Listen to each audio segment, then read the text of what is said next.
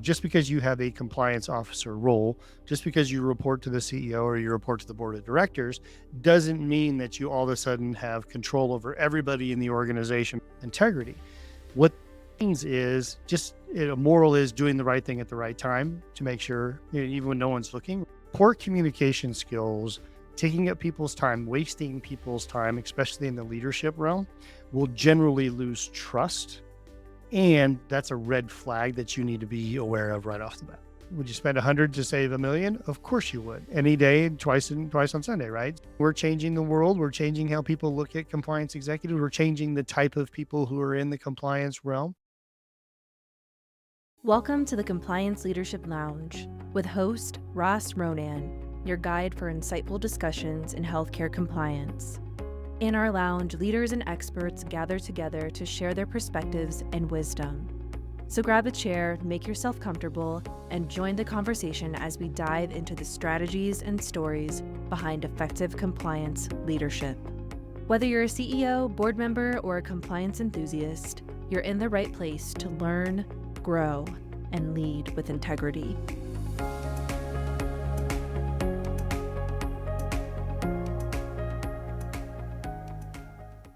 Welcome to the Compliance Leadership Lounge. I'm Kami Reyna, podcast producer for the Compliance Leadership Lounge. Today's episode, we are talking about a leader's guide to empowering and collaborating with your compliance officer. I am joined by principal and co-founder of Ronan Healthcare Compliance, Ross Ronan. Ross, how are you today? Good. How are you? Thanks, Kami. Doing pretty good. The first question I have for you is, why is the relationship between leaders and compliance officers critical in today's regulatory environment? Everybody knows in healthcare that it's very highly regulated.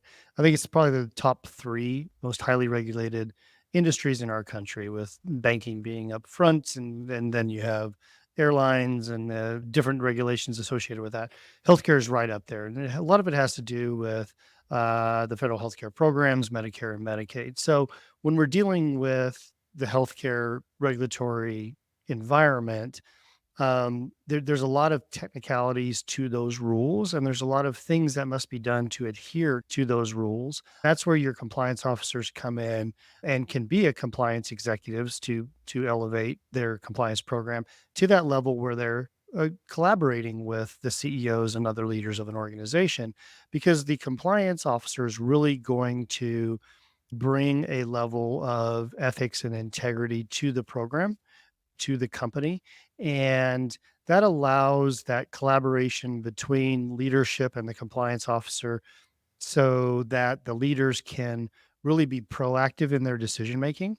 They can really be in front of issues as opposed to always reacting to issues that have come up. And it's really important to have that collaboration and really have that symbiotic relationship between whether you're a CEO, a COO, a CFO, so that you can make those informed decisions with that right partner beside you, that compliance executive, so that you can make the right decision at the right time. Yeah, that also probably requires a lot of communication from leadership as well. It does. It goes both ways, right? We have compliance executives who need to communicate at the highest levels, but also those executives need to be able to communicate to the compliance officer, and there's lots of different ways that can be done. The compliance officer, and I always say this, it needs to be clear, concise, and complete before you have a conversation with any leadership, whether it's head of HR, whether it's your CEO, your COO. You got to be able to be clear, concise, and complete. On the other side of it, the executive level leadership that you're partnering with, they have to be transparent. There's three potential major issues here, right? First, you have to be transparent. If the compliance officer doesn't really know what's going on with the business, doesn't really know what you're trying to achieve or you're trying to get at ultimately, from a business standpoint, then it's very difficult for that individual to be able to relay information that are clearly within the rules and regulations, to be able to say, this is the way you can and can't do this, or this is the way you should and shouldn't do it, or this is the way, maybe don't do it this way, but do it this way. So that being transparent and clear about the company's goals and objectives and strategies are really important. Two, regular meetings with your compliance officer is really important. Now, I don't mean, yes, I need to meet with them every week, and I don't mean to meet with them every other week or every month or every hour. They're going to be driving by every day. I get that, and I've been there. That I think is the difference between a compliance executive and a compliance officer, which is the compliance executive will say, look, when we meet, I'm going to be clear, concise, and complete. I'm not going to waste your time with a bunch of stuff that you don't need to know about. On the other side of it, if the CEO or some leader is not available to you on a routine basis, then you feel like you're not being heard or you feel like you're not informing them of the correct decisions. It doesn't have to be every other week. It just has to be on these regular based standpoints. And that's really important to be able to get your point across. And the last one is really empowerment, right? So as leaders of an organization, when they're dealing with the compliance leaders or individuals, totally understanding what their empowerment should be is really important. On the flip side, that compliance executive should know what empowerment means. Just because you can doesn't mean you should. And so just because you have a compliance officer role, just because you report to the CEO or you report to the board of directors, doesn't mean that you all of a sudden have control over everybody in the organization because you report to the highest levels of the organization. So so you have to be able to have that sophistication and trust as a compliance executive of your leadership for them to really see you and empower you to do the job that you need to do. And so what does that mean? So as a leader of an organization, empowering your compliance officer is to say, look, you have, or your compliance executive, you have a job to do. You need to do it in the way that you need to do it. You need to have discussions with me so we can be transparent and we can have regular meetings and we can talk about it. But on the same part, in the same tone, you do have the power to make change, affect it, and figure out how we as an organization can elevate our program, elevate our company to the highest levels, and practice with integrity and honesty within healthcare. Those are some awesome 3 key points about communication strategy that leaders definitely need to have in their toolbox. But let's back up just for a second. What would you say before we get to having the compliance executive on the team? What are some red flags that leadership should look for when they are hiring a compliance officer? That's a tricky one. And I'll tell you why, because there's a lot of people, and I'll say people that profess to be good compliance officers, or they went to school for whatever, they got their degree, or someone deemed them or anointed them compliance officer at some point in time. But to truly be a compliance executive, to be a compliance officer, you really have to know where you're at. And there's a lot of different people who get duped into bringing somebody on who's really not at that level and is really not ready to be there. And one of the biggest pitfalls that anybody can encompass is hiring a compliance officer who's not ready to be a compliance executive and then having to get rid of that person. One of the hardest things that you can do, or you should be able to do, is remove somebody in that position because then it raises questions. The first thing someone says is, "Why are you firing Ross? Why are you moving on from that person? Do they know something and you didn't act on it? Are you committing fraud, waste, and abuse? And they told you this, and now you got to get rid of them so they don't tell anybody, right?" So there's all these questions that raise in someone's mind when you get rid of a compliance officer. I see it all the time. So the red flags that leaders should use or look at before they hire somebody. Well, first of all, they should be interviewed by the CEO no matter what, and they should also be interviewed by the board of directors. Those are the two individual leadership positions who should at least have a conversation with the compliance officer and the compliance executive to understand what they're bringing to the table and understand what they're getting into. And so when we look at those red flags, number one is a compliance officer who currently lacks initiative, lacks forethought, lacks any ideas about how to make things better, and always just wants to come in and do their thing and say, "This is the way it's done. This is the way it's always been done. This is the way we're going to do it today because this is the way I've been trained to do it." So lacking initiative is really hard thing to teach. And it's really a hard thing to measure for. But good interview questions, good experiences, good following up with references in prior positions, whatever it may be, is really important so that you can find out whether this person's going to take us to the next level or they're going to keep pulling us back to where they need to be. The second thing is this over rigid thinking that somebody is going to do it my way or the highway, right? So when we talk about integrity, it's about having morality and having trust. And every compliance officer or executive should be functioning with integrity.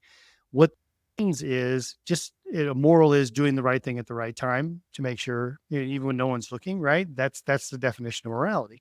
When we look at it from that perspective, it doesn't mean do what's right by me. It's do what's right for the organization. It's do what's right for the community as a whole. And a lot of people who are overly rigid in their beliefs of compliance are like, no, this is what I say, and you're going to do it because I said so, not Yeah. because, and this is my interpretation of the law. This is my interpretation of the regulation, which would generally be very conservative in their approach and overly rigid in having to say, this is the objectives that we need to get. So, really understanding what kind of, and it goes with having initiative or having strategic thinking, is really, do you have the ability to think broadly? And the last one is really, they can't communicate. I talked earlier about being clear, concise, and complete in communication. I literally will sit on phone calls with compliance officers who just ramble, ramble, ramble, ramble, ramble about something that could have been said in 2 sentences. And as a board member, you sit there and you're like, "Okay, I asked you a question. What is this amount? Now you just went down and told me how you got to this amount, what all the other things were, blah, blah, blah, blah, blah.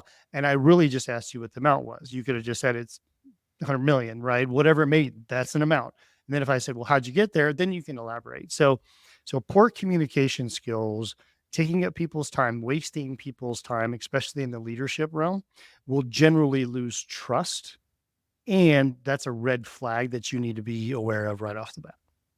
Those are some really good red flags that you mentioned. The next question, we kind of covered a little bit of skills companies should prioritize when they're hiring a compliance officer, but I kind of want to flip that just since we went over some of communication Mhm. and being a strategic partner. What interview questions should hiring managers, should leadership be asking in order to ensure that they have those qualities that you talked about and also that they don't have the red flags that you talked about? You know, it's funny because we've hired compliance officers. We hire them for all of our clients, and I've interviewed hundreds of them, hundreds and hundreds of them, mentored them over years. And in my opinion, one of the worst things that you can do, and this is me admitting my failures, is interview questions. They're terrible. Like, and they're all the same. What are you going to, how do you see yourself in 5 to 10 years? What do you, tell me a little bit about yourself. Tell me a little bit about your job. Tell me a little bit about these things, right? And which is all fine. And you can have somebody do that. But when we look at different kind of compliance officers or compliance officers roles, it's really about putting them in situations where they can answer questions and they can go down the road of saying, I'm going to show you how I communicate. I'm going to show you that I'm not rigid in what I would say, right? I'm going to show you that I have the forethought of being strategic in what we're looking at from these perspectives. So we'll do things like, here's a scenario. Give me a 5-minute video on how you would answer this scenario. And they'll put a scenario together and it shows me how they can communicate, shows me how they can get to the point. It shows me what kind of decisions are they making under those circumstances. And then it also shows me, do they have the ability to go, let me take it one step further. If the company wants to do this, these are the other actions that I would suggest that we go down this road with further kind of dialogue. So that's one, is really putting them into a scenario based situation where they can show their communication skills, they can show the ability to have critical thinking and not be so rigid, and then also show their strategic abilities in how the company works. Then one of the other things too is before even someone gets to that, we do ask that they do something different than just submit a resume. It is really getting in there, reading the job posting, reading that there are other actions that need to be taken before you just send off your resume. Because we don't want people who just click, click, click, click, click. We want someone who reads through it and goes, "Oh, wow, that's important. I'm going to do this. I have to do this special thing. Like I have to email somebody something special so that I understand that I have an attention to detail and I can actually problem solve to the end of the day." Those two different things. Once we start off and we ask those questions of saying, "Hey, by the way, you have interview questions, but have you followed the rules to apply?"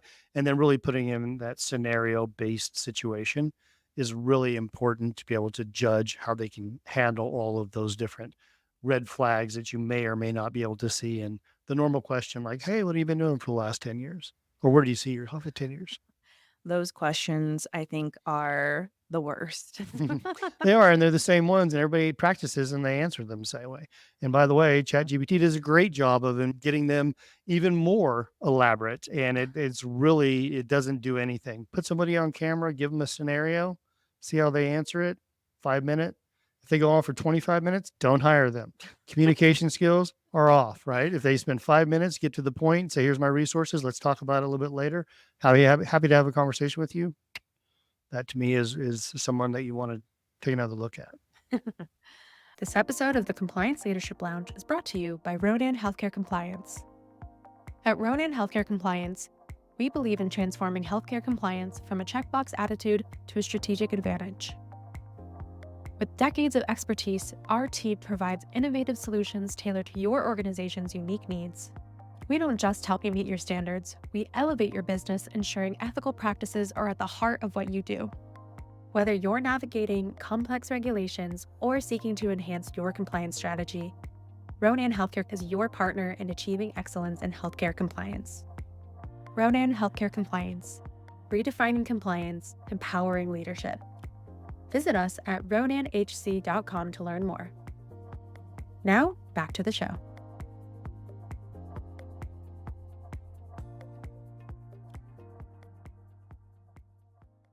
Okay, so now that we've hired a compliance officer, utilizing that very unique and strategic method for bringing someone on board who you know is going to be successful or they have the capability of being successful, what are some ways that leadership can empower their compliance officer to ensure that they succeed in their role? Well, really understanding the communication lines to be able to communicate effectively, not only to the other leaders within the organization, but is to your staff, is to the other operational perspectives. So one most important thing is empowering that compliance officer or executive to be able to communicate at all levels within the organization. There's a lot of people out there who say, "Compliance officer, I need you to sit in the corner. I need you to fix things when things get broken. Hmm. I don't need you to be out front and I don't need you to be communicating with other people. I just need you to be responding to other things." But I do think this ultimate line of communication with all kinds of different leaders and decision makers within the organization, it can help open lines of communication. It can help address issues right off the bat, and it can really, really emphasize, yeah, you do have the power to make choices. Let's see. Oh, the other thing on empowering anybody within an organization, but especially in the compliance realm, is that most compliance officers that I know, there's a few out there that have taken this step, and there's a few executive leaderships who've supported this. But most compliance officers I know don't have the ability to personally develop Mm, as an executive mm, because a lot of people, a lot of leaders don't see the compliance officer as an executive, in part because they don't hold themselves out to be an executive. They hold themselves out to be too rigid, lack of communication, lack of, ingenuity, lack of strategic thinking, all of those things. So they go, "Okay, well, you're not an executive. So therefore, you don't need executive development and executive coaching. You also don't need any help. You should be able to go find the answer because, hey, by the way, everybody tells me I need you. you're not creating any money for this organization. You're a cost center. So therefore, why would I dump more money into you? Right.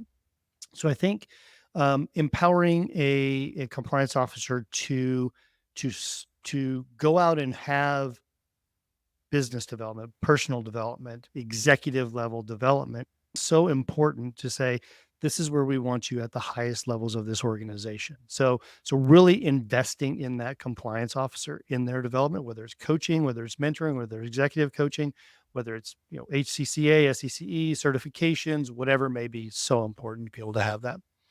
And then finally, really incorporating them into the strategic planning process. Every company has a strategic planning process. If they don't, they need to enact one, and is generally run by the CEO and the project planners for that. Um, but when you sit down with an organization and go through strategic planning, and you're talking about these are the 10 things, these are the 15 things that are going to propel us over this year into the next level of development, growth, revenue, whatever it may be, that compliance officer, that compliance executive needs to be sitting there beside that to say, look, that's great, but there's some issues here. Let's figure out a way that we can work through them. How do we do this without doing that? How do we do this in the right category?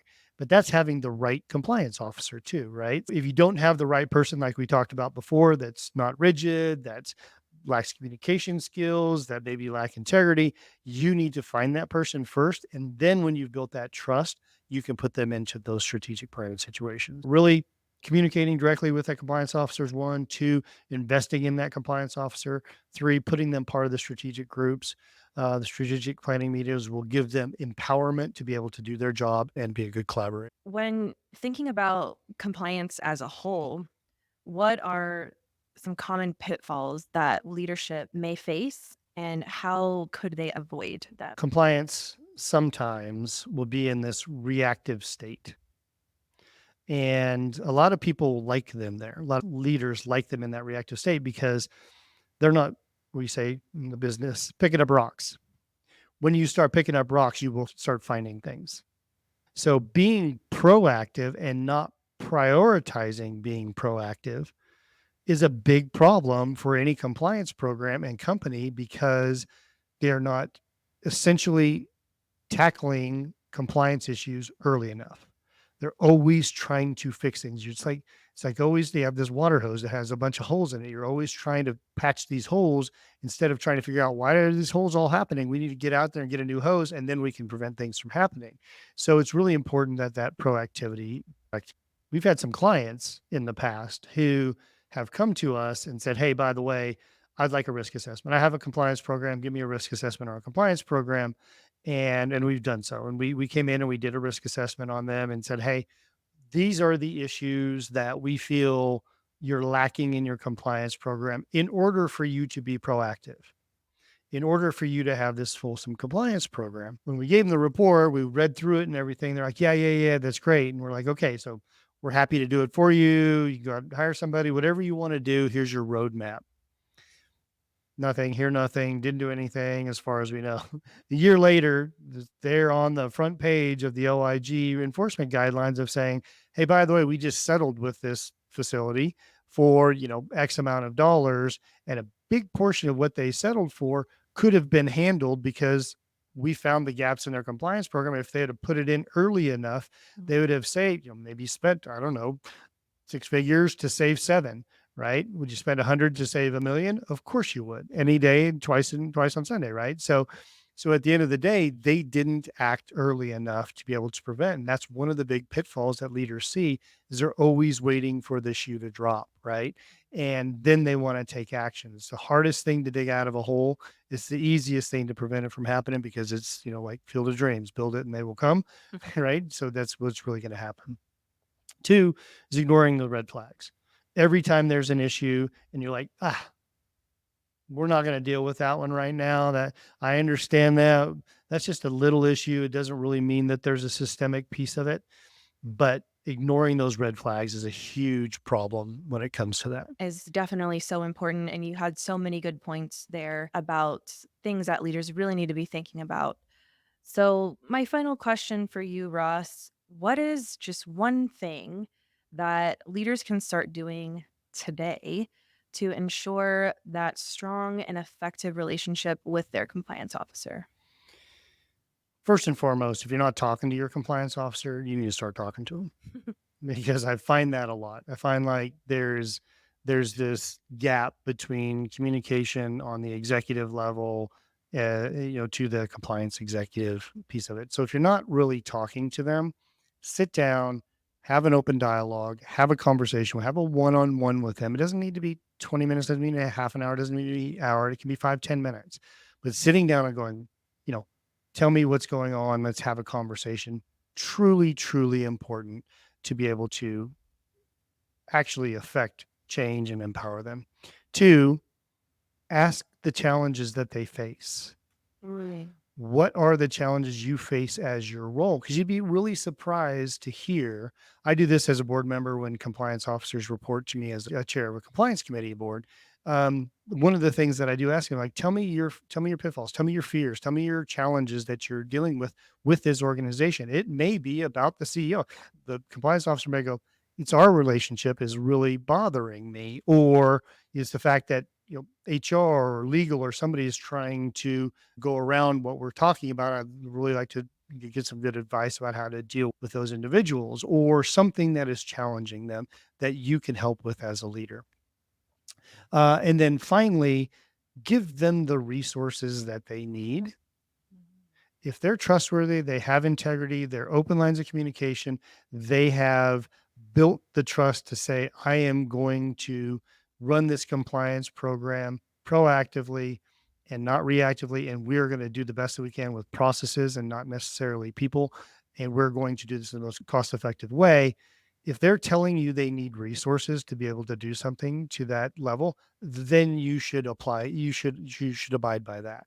You should listen to them. You should hear what they have to say.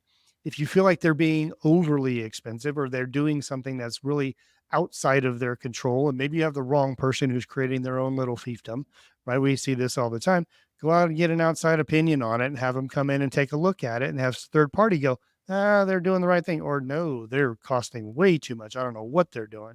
So really asking what resources they need to do to be successful and then testing those resources as well. Those are the three top things that I would definitely ensure that people have. And I think the overall message there was probably just building a transparent relationship to where the compliance officer feels comfortable going to leadership and also vice versa. Leadership feels comfortable going to their compliance officer. Any final things that you want to add? I think open lines of communication with leadership is really important as a compliance executive. And I think the world is changing. We're changing the world. We're changing how people look at compliance executives. We're changing the type of people who are in the compliance realm. And not everybody should be able to call themselves a compliance officer because I think that hurts the trust with the executive level team, right? So as we get through this and start building compliance executives over time, there will build a lot more trust for people to know how to act and to know how to be a compliance executive, which will build trust within the industry. And these are great tips to be able to implement those, across the board. Definitely. Ross, you have given all leaders out there today so many insightful tips, not only for how to improve their organization when it comes to compliance, but their relationship with their compliance officers, and for compliance officers to become compliance executives. Thank you so much for joining me today. Until the next one. Thanks, Kami. I appreciate it. Thank you for spending time with us in the Compliance Leadership Lounge with Ross Ronan. If you've enjoyed our conversation, please subscribe, leave a review, and share this podcast with your network. Your engagement helps us continue to bring in-depth and influential content in the world of healthcare compliance. Stay tuned for our next episode where we further explore leadership dynamics and compliance. Until then, remember, effective compliance is about leading with integrity, and leadership is about making a difference.